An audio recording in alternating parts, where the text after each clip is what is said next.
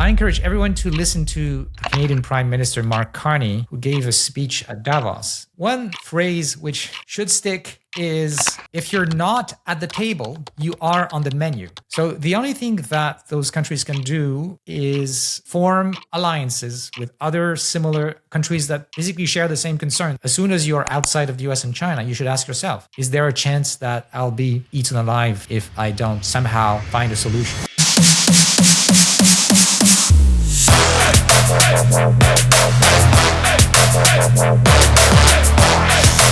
Today I'm excited and honored to have someone with us who's recognized worldwide as a leading expert in AI, Professor Yoshua Bengio. Professor Bengio is most known for his pioneering work in deep learning, which earned him the 2018 AM Turing Award, which, as many of you will know, is considered the Nobel Prize for computing, along with Geoffrey Hinton and Jan LeCun. What are some of your expectations from the summit? The most important benefit is that they bring together governmental leadership of many countries in one place at one time. So a summit like this will be an opportunity for these people to hear from experts. I'd love an AI agent that could become better at healthcare and education in a country like India, where many still don't get the kind of healthcare and education they deserve. But clearly the models today are getting better and better at travel planning, weapon making, cyber hacking. I do think that this is a place where governments need to intervene. India has an amazing talent pool that's unique because of the size of the population and of the great research institutions. So India could definitely contribute to a joint effort involving multiple countries to have access to the most advanced models. Global South needs to rise up to the challenge.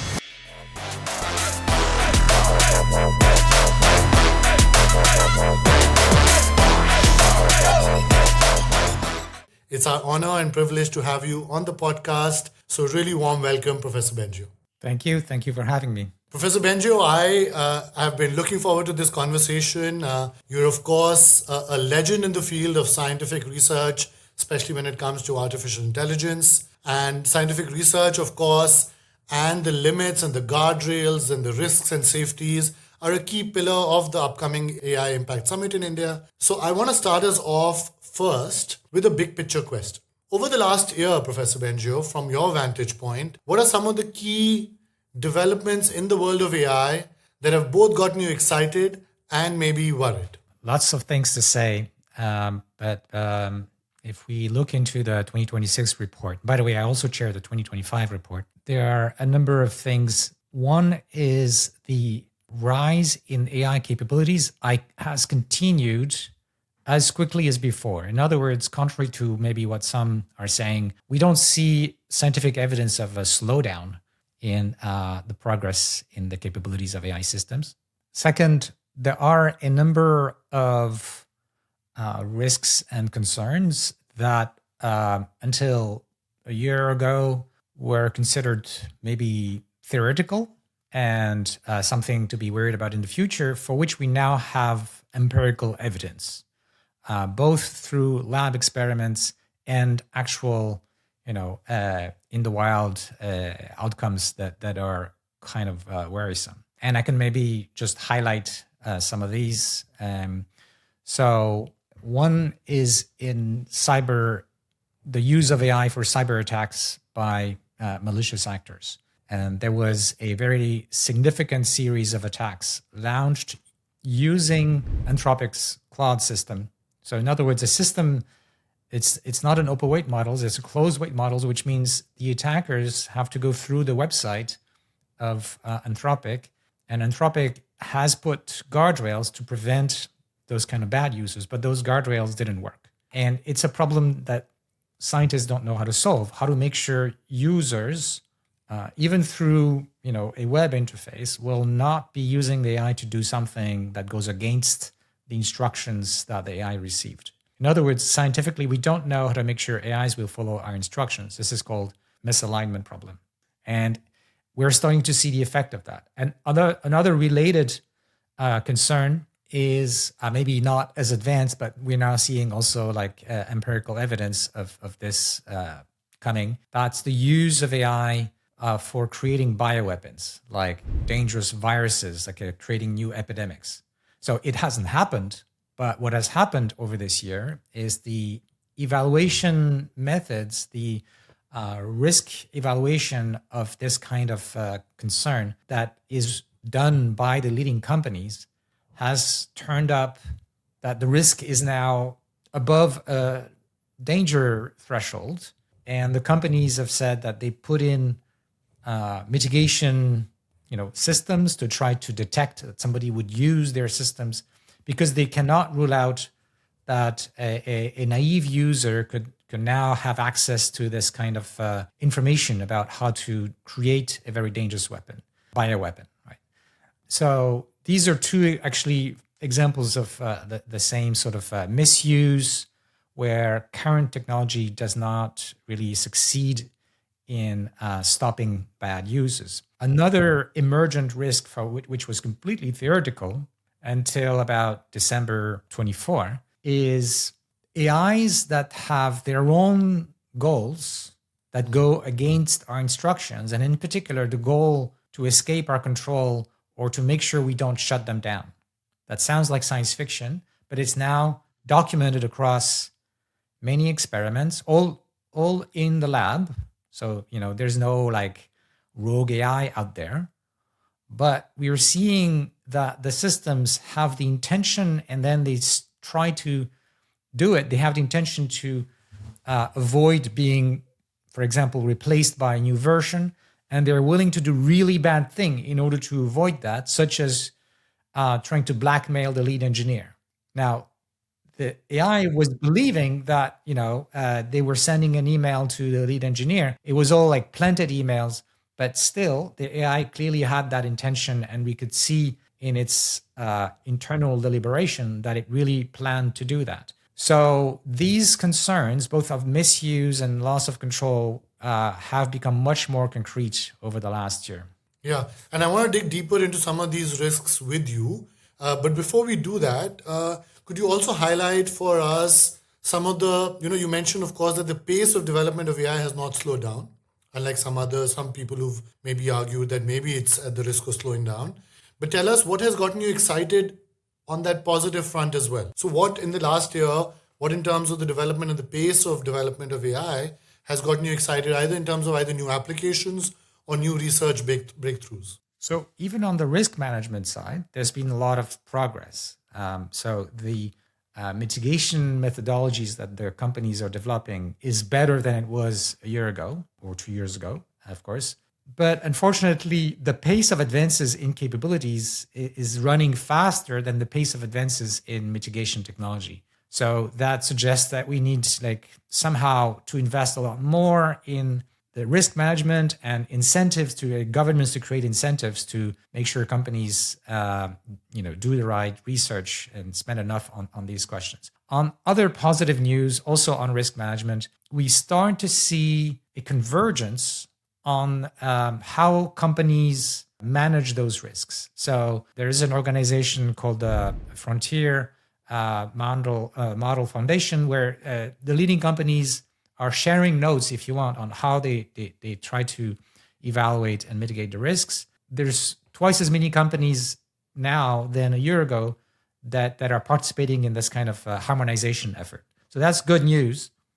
And of course, there's been several legislative pieces that have come up in Europe with the Code of Practice for the AI Act, and in the US, in California and New York, and China has also put out their own legislation. So there is also some progress with governments moving in the direction of better incentivizing strong risk management. There's still a lot of progress to be made. On the application side, there's been progress in the use of AI in scientific research, in particular biology and medicine. So researchers have been able to use AI to help design new proteins and even a new virus that could be used in a positive, medical way. But these are obviously dual use. So the advances, scientific capabilities of AI can be both helping medicine and become a weapon in the wrong hands. So this is tricky for governments to manage. But if we want to benefit from future advances, we'll need to have some to walk that fine line and to make sure we manage the risks at the same time as we are encouraging the positive deployment. Yeah, and I want to pick up on that point, which is, I think, very, very important point to reiterate, which is the advancements in AI, according to you, are much faster than the mitigation efforts or the research being done and the execution on that risk mitigation piece, right? Which is leading to a increasing then risk of it being misused. You've also spoken, Professor Bengio, about how geopolitical competition is playing into maybe this gap. How countries, especially the US and China, which are the leading actors in AI development and AI research, are engaged in this kind of AI arms race. Whether we get into use that term, accurately or not, but they are engaged in this geopolitical competition, AI being a central piece of it. How much of this geopolitical competition do you think is playing into this increasing gap between advancement and risk mitigation?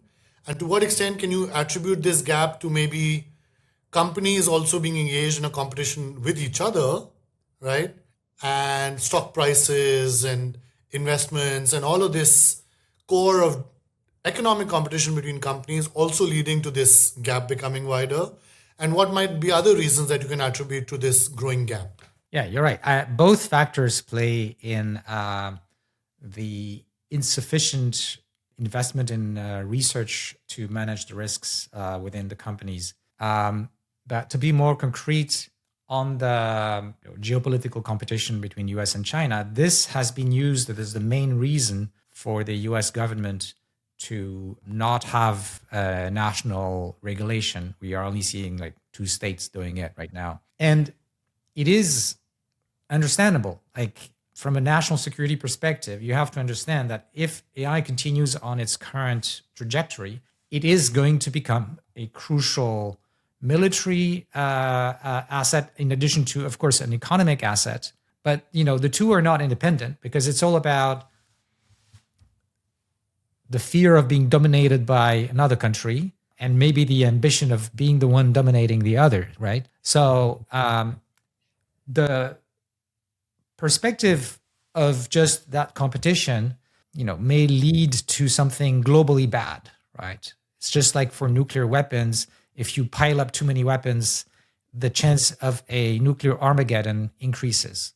But just like for nuclear weapons, if you see that dynamic unrolling, the rational thing to do is to say, let's sit at the table. So that would be China and the US, and try to chart a course together where we don't lose. Because, for example, for misuse, an AI that is developed in one country can be misused by people in a second country, and maybe that's going to affect people in a third and a fourth country. That's right? Absolutely. So if you think about cyber or bio weapons, for example, that I talked about, that's not good for the country that originates these models. They don't want terrorists to use AI against them. And if we go a bit more into the future where AI capabilities can outpace human capabilities, they don't want to have a rogue AI attacking their infrastructure or their people.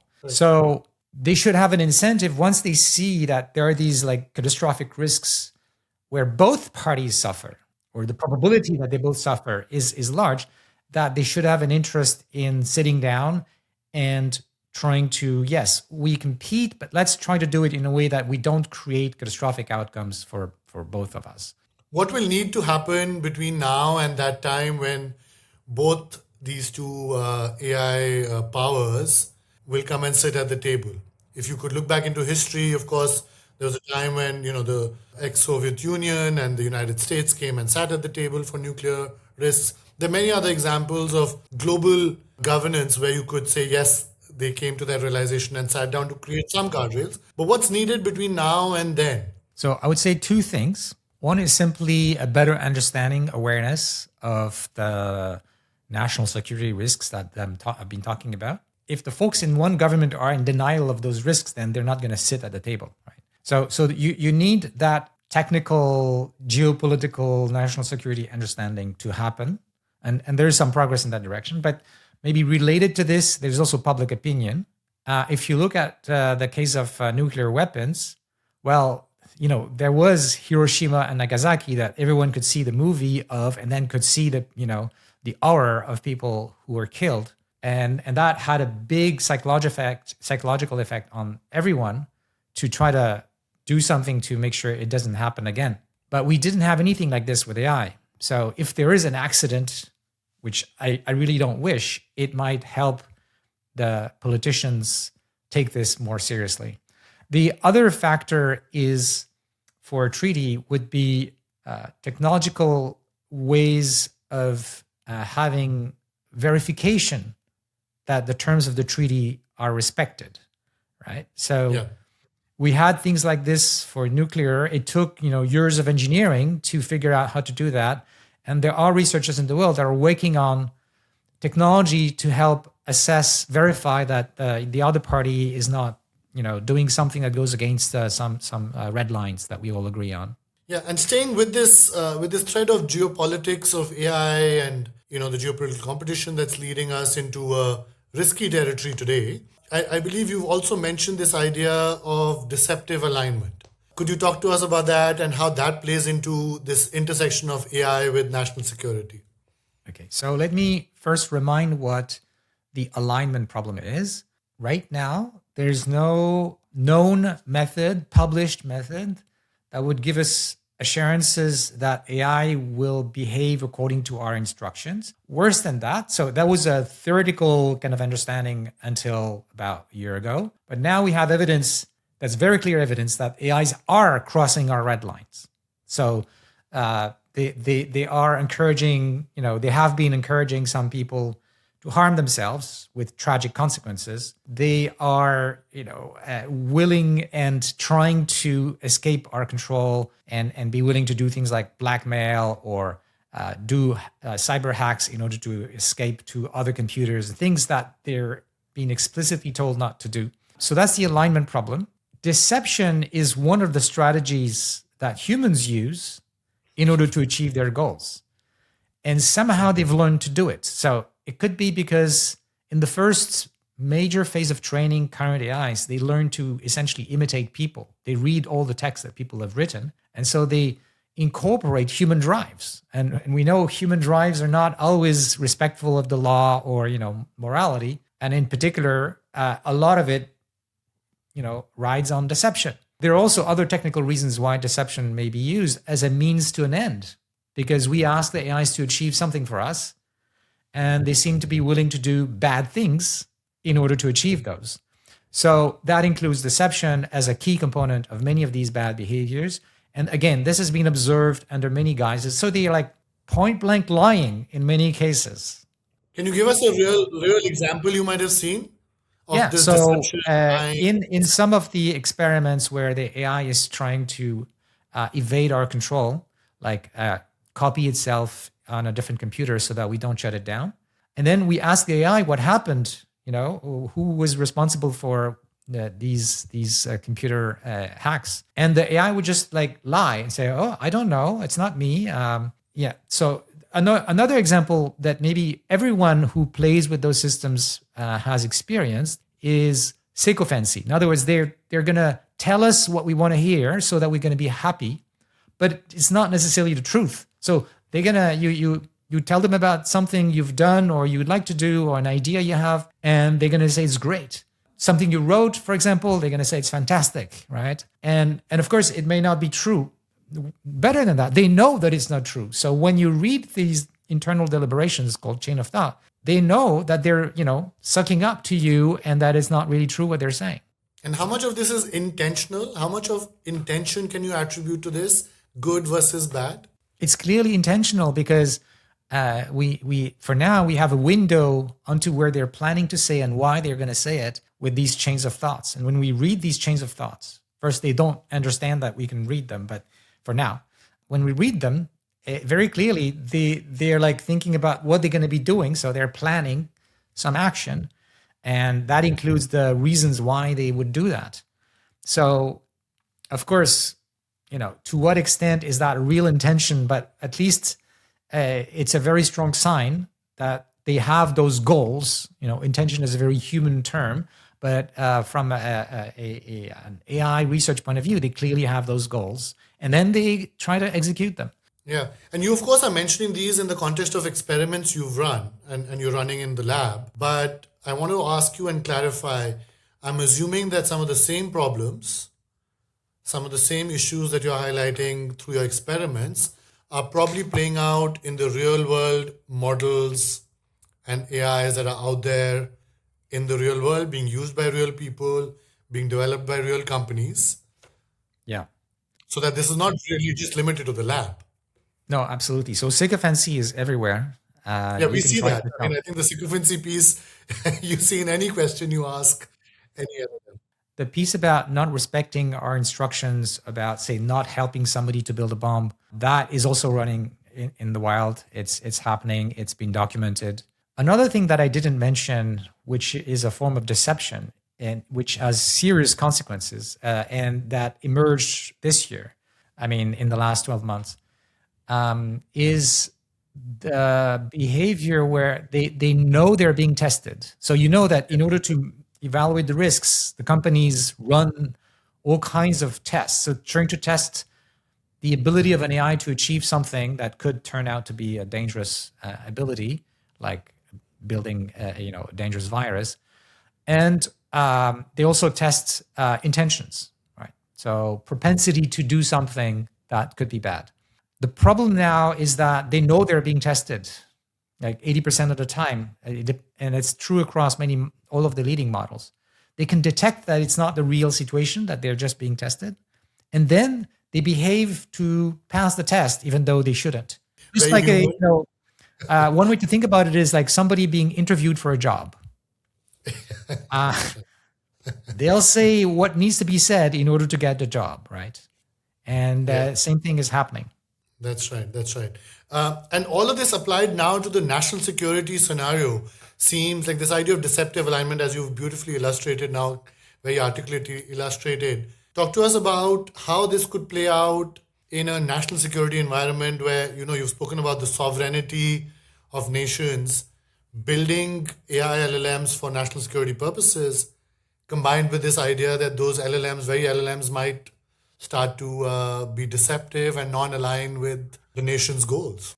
Yeah. I wish that there was a better awareness of these national security risks so that governments would invest massively to solve these technical problems at least, and also start thinking about the political aspects like treaties. One way, and I've talked to many national security people over the last couple of years, one way to think about this is, if you had like what Dario Amodei calls geniuses in a data center, you would have like millions of these guys. Like in a data center, it would be like if you had a bunch of like millions of really, really smart people, even smarter than the humans that are best in their field. So long as these AIs, behave well, then it's great and they can help your economy. But if somehow they end up misaligned in bad ways, it would be like if there was a new country of geniuses. That's also what Dario uses as a term. And well, if you're not sure about the intentions of that country of geniuses, you should be careful. They could develop new weapons, new ways to influence your public opinion and influence your democracy, for example. And so this is something that means we have to both improve the technology to make sure they have good intentions, but also the security aspect becomes important, because even if we know how to make them do the things we ask, how do we make sure they don't fall in the wrong hands? Okay, that's another national security. So you have this country of geniuses, but who decides what they're going to do? If somebody can steal the weights, the code, if you want, of these systems, then they could use that country of geniuses against you. So that becomes a real national security risk as well. And so these data centers need to be protected from a national security perspective and cyber attack perspective and so on, and internal, like human national security risks as well. Like people in the company might have, become helping another nation to get access to those systems. It also raises national security issues regarding the open weight models. So we can have a long discussion about open weight models, but basically, when the system is open weight, it means that anybody can download the code and the weights and run it on their computer.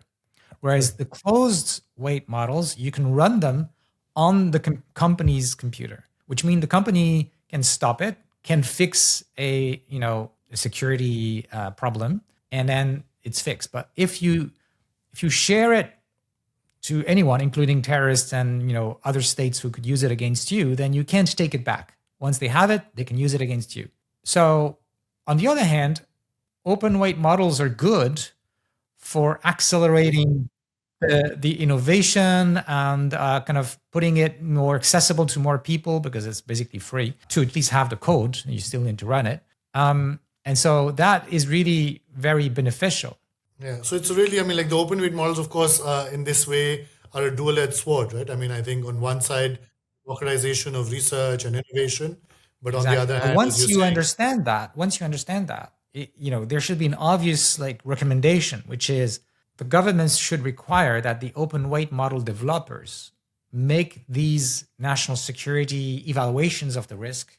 If the open weight model is not powerful enough to become weaponized by third parties, then it's great to share it openly. But if it can be weaponized, at a level that's really dangerous, then it should not. But right now, there are no rules. So this is an example of where understanding the underlying science should basically dictate what governments need to do. great. Now, of course, we've been talking about the US and China in a geopolitical competition framework. We've been talking about the big firms, the big AI firms that are building sometimes closed models, sometimes open ones. Yeah. And then we've been talking about governments.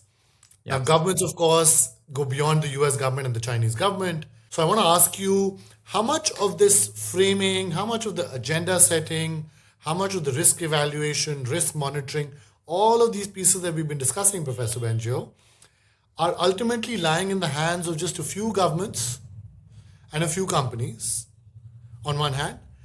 And the corollary of that question is, what can other countries here do? The so-called middle powers and other countries like Canada, India, European countries, others, what role can they really play in order to make sure that all of these pieces in a way come together for some kind of framework? Yeah, this is a really important question, especially for countries like India and Canada. So to start on this, you need to go back to something very crucial, that intelligence gives power. So we've talked about the national security aspect of that, but there's an economic aspect of that as well. Countries that have access to very advanced AIs could dominate others economically, and then eventually that becomes political domination as well, if these other countries don't have access to the same level of AI. Currently, AI is kind of a commodity. All the leading companies want to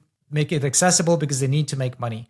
But it's possible that one day, when AI becomes much more advanced, that it'll become more profitable for them to keep the most advanced AIs for driving their own companies, competing with the companies in other countries. Another scenario could be like we're seeing with US exports control, right? A government could decide, oh, you don't have access to our technology anymore unless you do XYZ.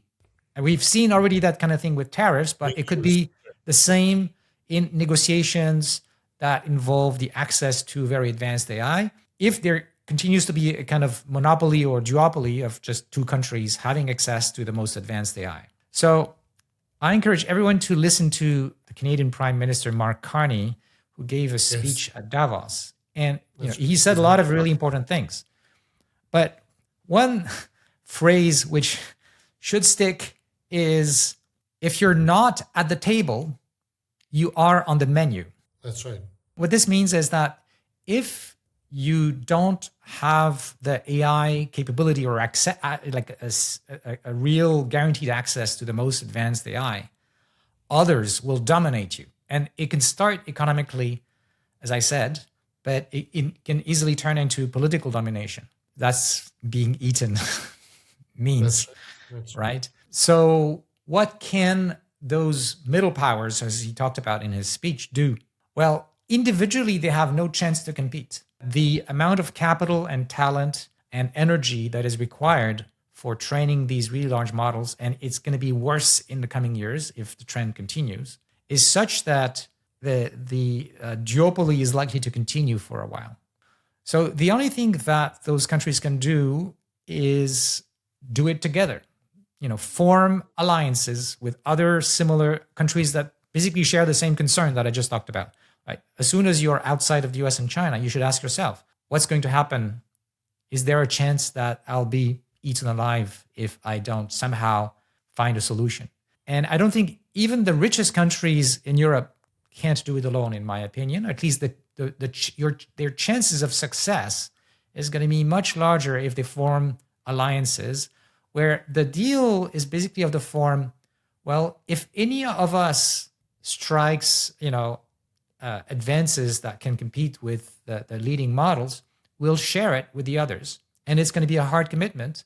And it can go through joint efforts as well, of course, right? But the point is, now you can have complementarity.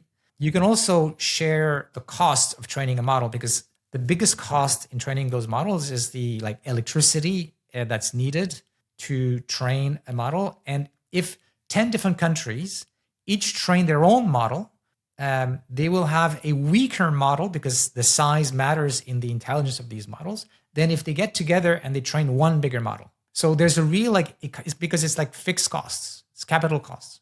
So there's a real incentive for countries to somehow strike these kinds of deals. I think that's a great call. I had a different podcast conversation in the context of tariffs when the tariff wars had been unleashed on the world. And a very similar recommendation came from an economist at Harvard that the countries must get together because alone, individually, they will always lose that tariff war. But of course, as we saw in the case of tariffs also, Professor Bengio, the countries didn't band together. They all ended up doing individual negotiations, trying to get the best for themselves. And so one worries about this issue of the commons. And for a lot of these middle powers, as Mr. Carney said, but really, it seems like an ideal solution, but we'll see. He said another thing, which I think is important. Waiting for a global arrangement of this kind is it's not going to work. It can start small. It can start with 2 countries, 3 countries making bilateral, trilateral agreements, and then grow. And that's much more likely to work because otherwise, it's hard to get a bunch of governments to agree on something, especially if there's 150 of them. But a handful that can work. And then once you have a few countries doing this sort of thing, other middle powers really have an interest in joining. Yeah. Much like in, I think, the broader geopolitical world, we are seeing regional groupings emerge as an alternative maybe to a multilateral UN alternative. You're seeing regional groupings emerge. I mean, ultimately, it should be global, right? Correct. But as a starting point, I think you're suggesting that, as Mr. Kanye suggested rather, that regional groupings might be the stepping stone. There's a difference with the tariffs. The tariffs, the threat was given, and then, you can't create these sorts of alliances in a week. AI, we have a slightly longer runway to these potential risks of domination by AI. We're talking about at least years, right? So it's not in the next 12 months. It's maybe 5 years. Well, nobody knows, but it's not as quick, right? It's not weeks, it's years. So that gives a bit of time to negotiate this sort of thing and get going with research collaboration, development collaboration, and so on. Yeah. Let's now move to the International Safety Report. Professor Bengio, you've served as the chair, as you mentioned, of the 2025 report. The 2026 report has just come out, and I think you'll be sharing it at the India AI Impact Summit as well. But talk to us about some of the key findings, some of the key surprising maybe pieces that you'd like to highlight out of that report. We'll, of course, encourage everyone to go read the entirety of the report, but give us some of the key pieces you'd like to highlight. So I already highlighted a few things. There is the benchmarks on capabilities. It continues to go up. In fact, on some benchmarks, it's going up exponentially, which is like a technical term to mean the advances are accelerating. Correct. They're going up like that, not linearly. Yes, exactly, exactly. There is one particular area which is interesting to pay attention to that we haven't discussed yet, which is the agentic capabilities. So the companies have been working on AI agents, as they call them. So they can do work for you on your computer, maybe on your email, your files, your social, media account, your bank account, whatever. The technology is not yet mature for this. But if you look at the scientific evaluation of these agentic capabilities, it is going up very quickly and it is going up exponentially. Yet it's still way below humans. So if we measure the complexity of planning tasks by how much time it takes a person to do, last year AIs were able to do tasks that would take 10 minutes to a person to do. And now they can do tasks that take 30 minutes, so 3 times more. And the curve, it's not just over the last year, it continues to go up. But that's still much less than a human who can plan for days, weeks, months, years, right? But if we follow that curve, that means in around 5 years, these planning tasks, which are software engineering, you would basically get at the human level. So that gives us sort of a sense of the timeline. But of course, there's no guarantee that the future is going to be like the past in terms of the trends.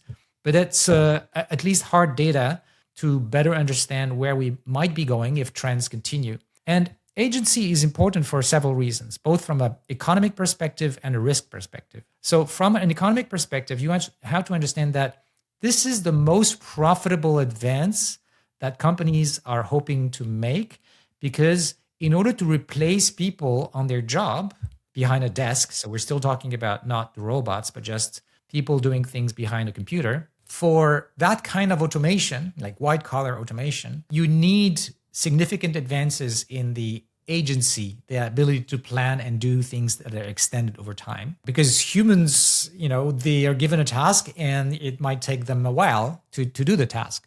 The more you advance on this curve of greater and greater agency, the more and more tasks become something that can be automated.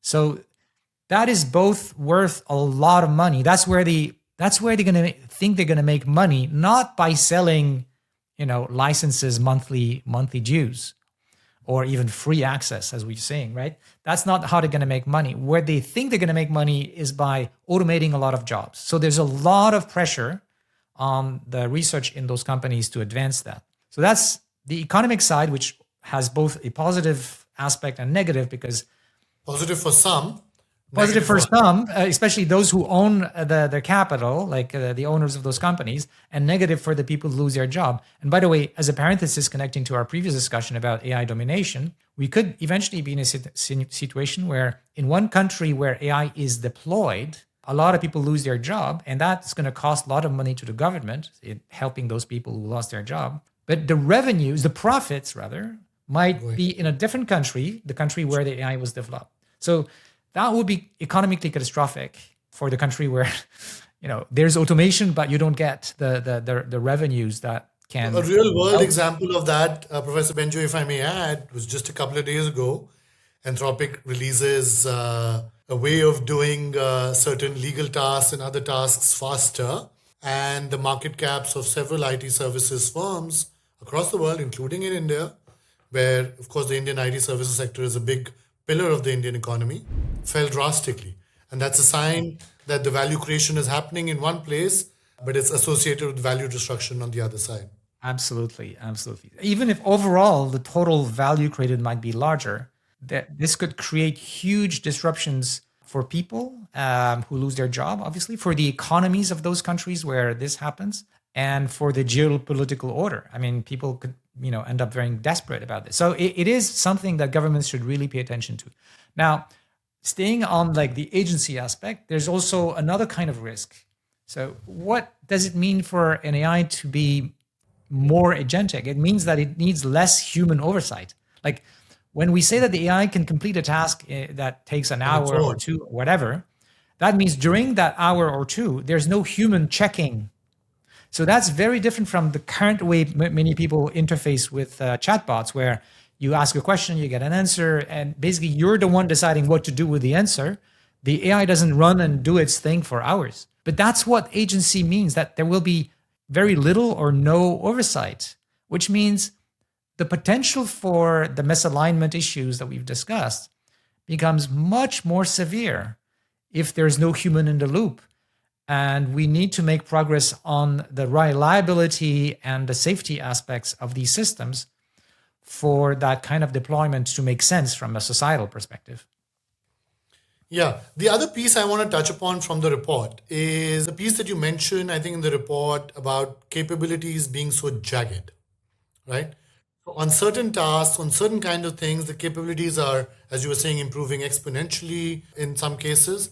But then there remain other tasks where these models are simply still out of depth. So the Yeah, question yeah. I want to ask you is, who's deciding what tasks we want to train these AI models to get better and better at, or become more agentic at, right? And which tasks are getting, let's say, ignored. And I ask this from the perspective of the global south, where certain things, certain problems are endemic to societies and to economies in the global south.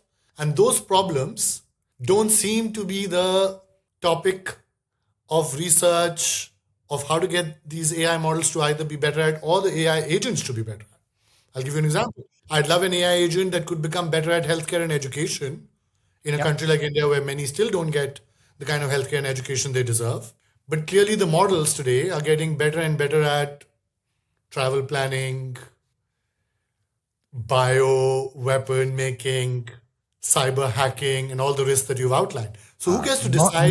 Non-consensual, sexual imagery That's is right. another example that most countries don't want, but we're seeing a lot of progress there, and there is a lot of money to be made, and companies are kind of trying to exploit this. So you're absolutely right. But let me go back to your question about where is the jaggedness coming from. For the most part, it isn't something that was planned. Like the companies didn't intend to do that, and the way that these systems are trained isn't by trying to get better on specific tasks. That is not how they're built. They're completely general training procedures where the AI learns about everything by reading everything and seeing a lot of videos and images and stuff, right? So it just turns out that with this completely general way of learning, with the current recipes that exist, you end up with some capabilities that where the AI is already, beating most humans, and some capabilities where it is not doing better than a 6-year-old. Yeah. So, as an example, in the report, we talk about the advances in science, math, and coding that have been really impressive in the last year. Yeah. And it's to the point where those systems do as well as the best students in mathematics and programming in international competition and win like gold medals at these international competition. So they're like the smartest kid in math and programming. The next Turing Award. Well, but at the same time, they stumble on really like stupid reasoning problems, and they continue to hallucinate, although it's much less than last year. They have these alignment issues. So it's true, yet the jaggedness is there. Now, it is true, however, that of course the companies are trying to patch that jaggedness. And then that means they're going to train those systems more on things that they do care about, economically speaking, which may not be education and healthcare. So I do think that this is a place where governments need to intervene. So either by providing the right incentives for company to do that research, or to fund the research that's going to be needed to make sure that AI is going to be not just deployed, but developed to have the skills for better education and better healthcare. And it's one of the reasons why, personally, I think that we would be all much better off if AI was developed as a global public good. So what does that mean? Right now, the way AI is developed is through the normal, capitalist competition between corporations, which has served technology advances quite well in the last few decades, but is creating all kinds of problems. So we talked about the competition between corporations, so they cut corners on safety issues. We talked about the geopolitical competition, and we talked right now about the fact that AI is developed mostly to make a lot of money quickly rather than to solve the problems that society really needs AI to be, developed for. If somehow we end up, and this is maybe not something going to happen next year, but we can plan it. We can think when we start discussing collaborations between countries. Well, if it is governments taking the lead, of course, with private investors, but if it's government taking the lead, they could essentially steer that development in directions that are going to be globally good, and in particular for the global south, which currently has no voice on which direction this is developed. Yeah, which brings me to, of course, the India AI Impact Summit, Professor Bengio, which is coming up. You'll be there. What are your expectations from the summit? We've discussed a lot about what different countries, governments, the global south, the middle powers could be doing. This is the first time the AI Summit is being held in the southern hemisphere, so to say, global south. So what are some of your expectations from the summit? What do you hope can come out of that summit, and what can be done to best leverage this time where you're seeing this convergence of people from across industries, sectors, countries in Delhi soon? So in my opinion, the most important benefit of summits like this is that they bring together governmental leadership of many countries in one place at one time, where they will focus their attention on the sort of question we're discussing. And this is important because my experience with politicians and leading civil servants of many countries is that their main issue is that they don't have the bandwidth to focus on a particular problem because there are so many problems that they have to consider. Right. Okay. This is the problem of the future. It doesn't take precedence over problems of today. Correct. Exactly. Like political battles take precedence. For them, it's like survival over something that's going to require careful planning over multiple years, and maybe collaborations with other countries and things like that, which don't seem as urgent. So a summit like this will be an opportunity for these people to hear from experts and to hear from each other what's going on with AI and help them figure out what they should do about it.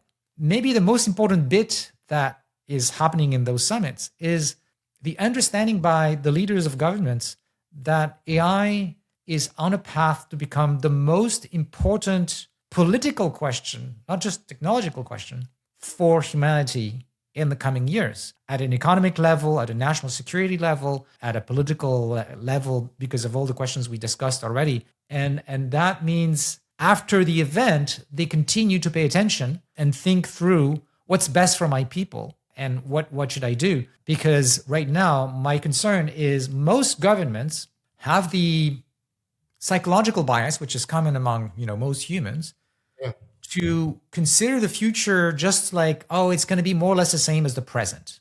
But that doesn't work for AI.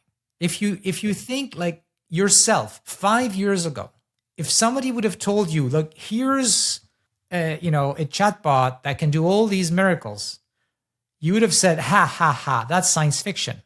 Like understanding all the main languages, winning all the math competitions, passing all the exams in like most disciplines, including at the PhD level, being able to synthesize images that are essentially indistinguishable from the real, videos imitating people's voices, creating texts that are at the best level in like linguistic ability of anyone. That would have sounded like science fiction. But now, if you consider what it will be in 5 years, there's a good chance the jump will be of equal qualitative magnitude. Yeah. And we're not ready for that. We're not planning for that. That's the most important thing that can come out. And that includes managing the risks as well. I mean, like the technical risks that like alignment, and managing the geopolitical risks that we've been talking as well about. Yeah. And if I may add, I think one of the key outcomes, given we've been talking about the International Safety Report that you've chaired for the last 2 years, coming out of the Bletchley Park Summit, one may hope that out of this Impact Summit that India is hosting comes out some years of an international AI impact report, right? Where how it's being used to leverage, AI for public good, for the good of many, and for themes that are much more pressing, maybe for the global south in many countries. Maybe that can be one of the.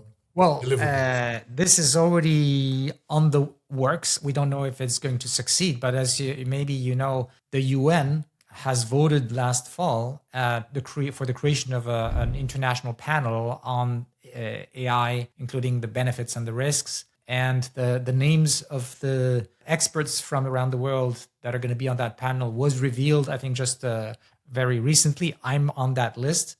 Well, And congratulations. thank you, thank you. And hopefully that process works out.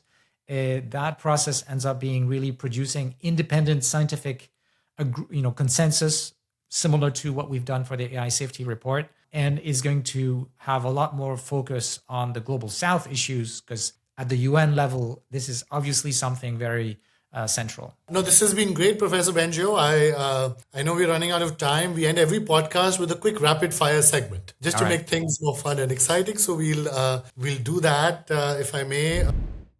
I'm going to start off with a few questions around the policy side and then some personal applications questions, just to give you a little bit of a heads up. On AI, Professor Bengio, do you feel that AI might lead to the second great divergence in the world?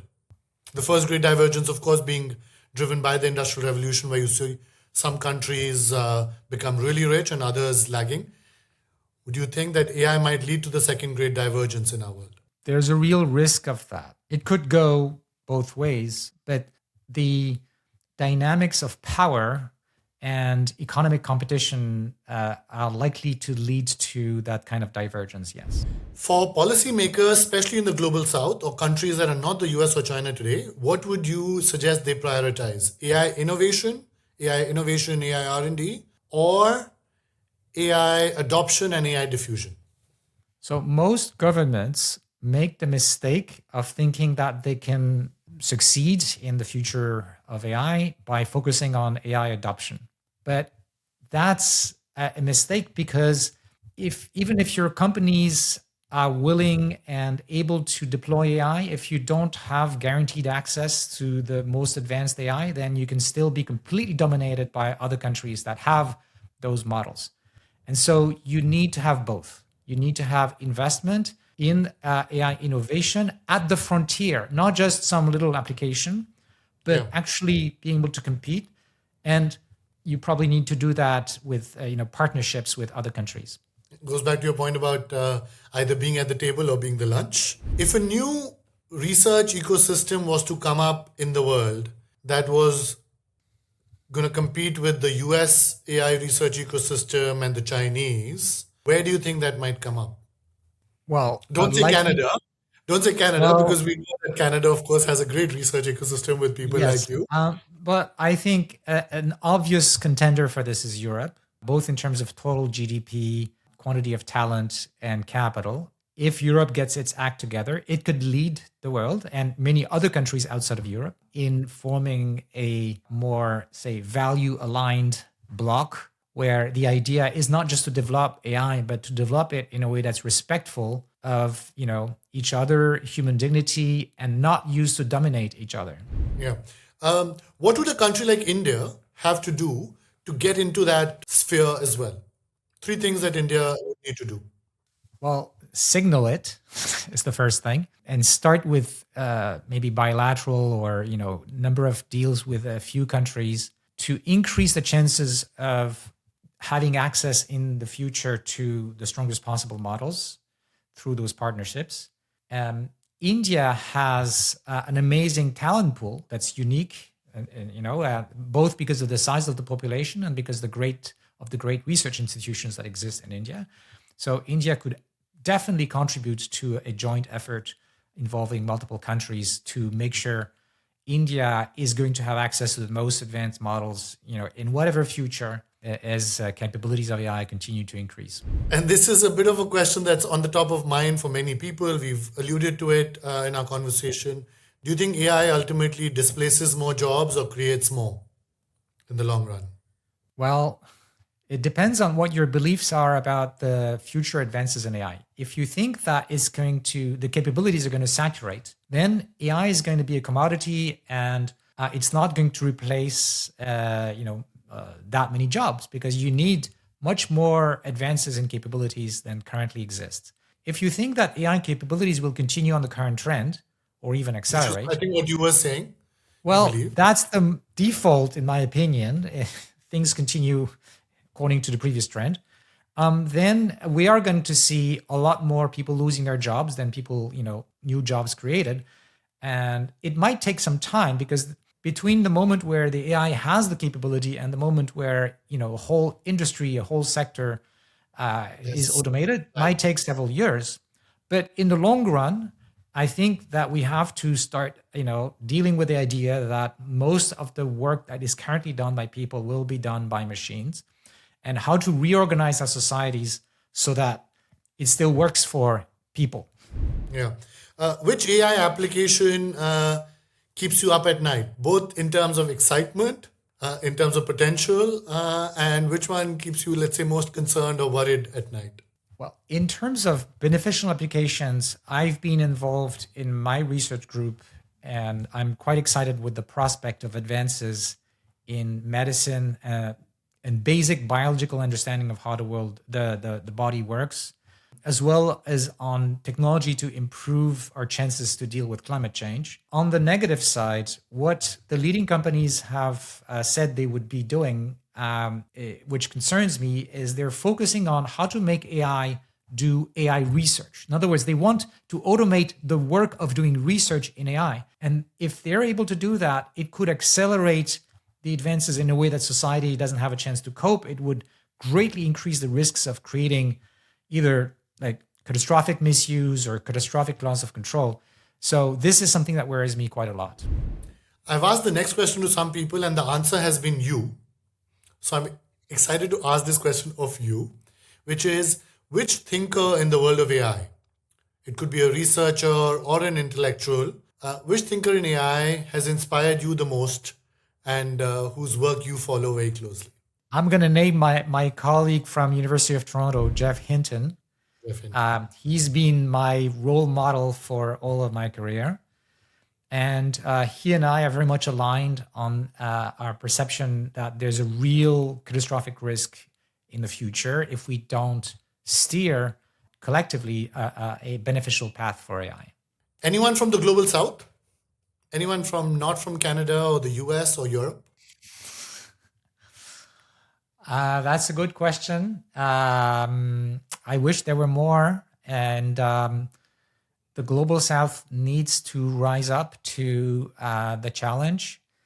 The kinds of research and both on the technical side and the governance side that we're seeing in the global south is not really about what's happening with the frontier. And that needs to change for the global south to really be at the table rather than on the menu. Yeah. And last two questions. Books that you recommend people who are watching or listening to this conversation of ours today, which has been great. Books that you'd recommend that come to mind for people to read, one. And second, podcast guests that you would recommend we have. Oh, I would recommend a book that I'm currently reading by Helen Landemore. And the book is titled Politics Without Politicians. And it's about the ongoing movement that's already happening with experiments in about 50 countries to make democratic decisions more democratic using what's called citizens' assemblies.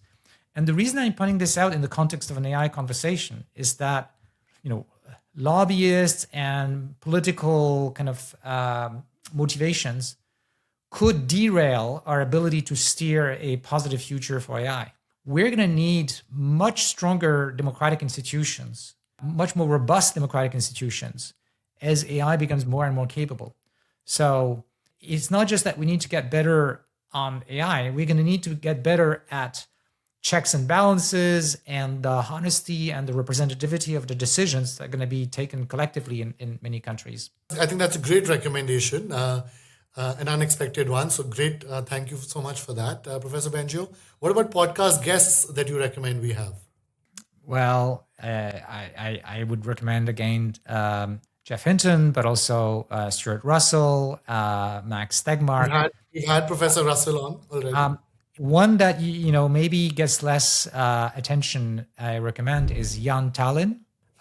He's one of those billionaires who made money in Silicon Valley. He's European, and he's really concerned about the future trajectory of AI, and he has interesting things to say.